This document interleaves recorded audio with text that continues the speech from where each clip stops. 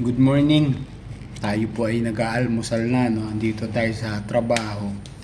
Mga kaibigan, kwentuhan lang tayo habang tayo ay kumakain ng atong ng ating noodles at Skyflakes. Ito po yung paborito ko, yung fit.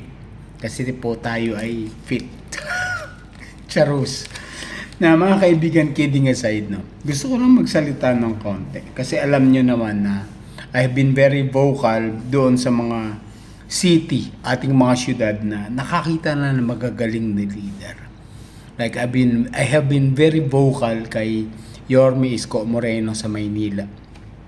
For me, in my opinion, in my observation, ang gaganda ng mga proyektong nagawa niya. Kaya lang natalo siya, pumangit ulit ang Maynila at ito, babalik ulit siya. Alam nyo, maganda ang aking pagtingin kay Yorme Isko Moreno. And also, dito sa batang-batang rising superstar politician ng Pasig. In my opinion, napakagaling na tao. May napanood pa nga akong vlog niya na he's actually saving 1 billion every year because of his anti-corruption campaign. And I believe in that. Kasi nga, dito na ako sa Pasig, nag-opisina ngayon for the past 2 weeks. At nakita ko na malaki ang improvement ng Pasig.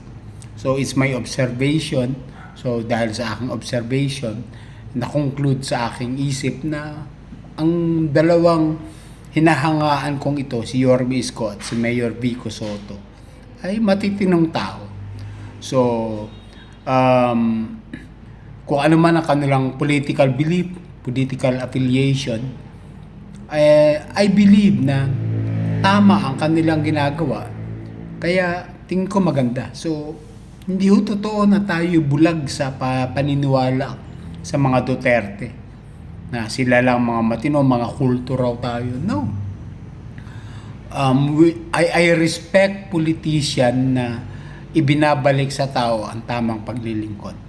So, ang aking gustong ipahayag sa sandaling ito, mga kababayan, ay para tayo ay makapagluklok na marami pang politiko at tumino ng totoo ang ating bansa, ay kapag nakaka-encounter tayo ng mga politiko na bababait, matitino, ay i-promote po natin sila sa ating mga vlog mismo. Okay? So, in my humble vlog, ay gusto kong i-promote, mga kaibigan, ng aking kakilala na si Congressman Luis Campos. Ito pong si Congressman Luis Campos ay tatakbo po ng mayor diyan sa Makati. At ipopromote ko na rin ang kanya magiging vice mayor na si Kid Peña. Bakit ko po sila kinakandidato, mga kaibigan? Kasi po, I have had a chance to have a meeting sa mga taong ito, at least mga ilang beses din. I'm talking of kay Congressman Campos, no? At mabait ito, nakikita ko na matino. Kasi nga, sa buhay natin, aminin nyo o hindi, mga kaibigan, meron kayong feeling sa tao. May tinatawag na aura. Na yung, hindi yung aurang bakla, yung aura na ramdam mo yung presensya ng tao kung mayabang o hindi. At nung nakamiting kong itong taong to, nakaramdaman ko yung kanyang pagiging totoo. Okay. In fact, nung nagmi-meeting kami, he calls everyone, alam nyo na, bro, ganito, ganyan. Ganun lang siya. Tas he calls everyone by first name also.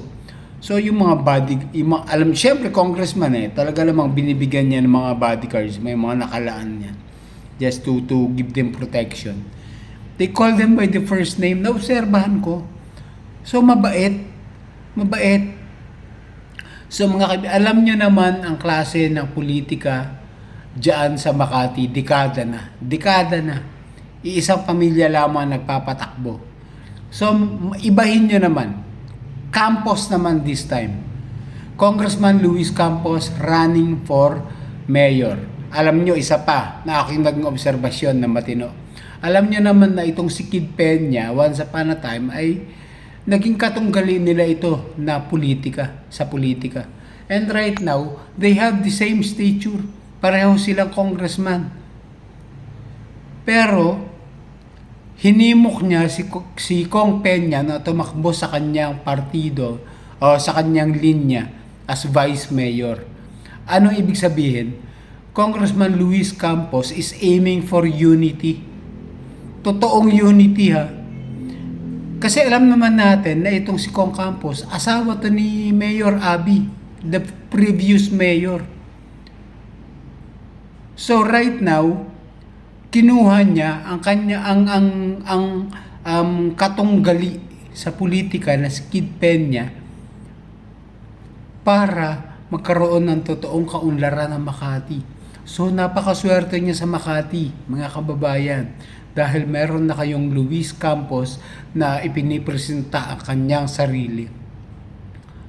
Alam nyo naman kung paano nag-perform ang kanyang magiging katunggali o kanyang katunggali sa pagka mayor ng Makati ngayon, si Nancy Binay. Alam nyo kung ano naging performance niyan sa Senate. Hindi na natin kailangan pag-usapan na mahaba. Obserbahan nyo, balikan nyo, lalo na yung naging issue dyan sa budget sa Senate, sa pagpapagawa sa Senate, yung sagutan nila ni Senator Cayetano. Nakita nyo paano siya nag-inarte, napaka-immature. Ayan ba yung pauupuin yung mayor? Sabihin nyo, Pipoy, asawa pala ng Binay yan, ang pinagkaiba niyan. That's exactly my point. Asawa yan. And he is a different person.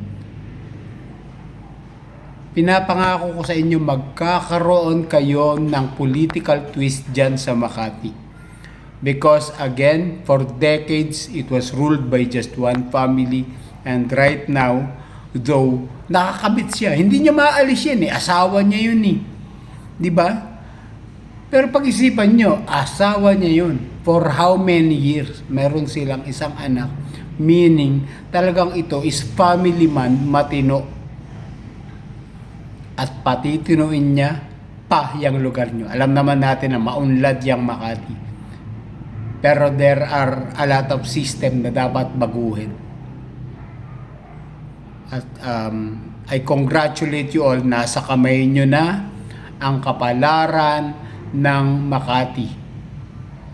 Iboto nyo Congressman Luis Campos, at dahil itong si Kid Peña ay aking kapatid sa Taugao Mafi, ay ipinopromote ko rin po siya. Dalawa yan. Huwag niyong paghihiwalayin. Importante ngayon na united ang mayor at vice mayor kahit sa ang city. Importante kasi nga mas madaling uunlad. So yung mga nasa slate nila sa baba, ayan ang iboto nyo lahat. Diba? Ano yung technique natin sa ating mga DDS supporter? Bago naman. This time, Mayor Luis Campos, Vice Mayor Kid Peña, bago naman. Okay? Again, congratulations Makati. Paparating na ang mas maunlad at mas matino at anti-corrupt na leader. Campos Peña. Good morning po.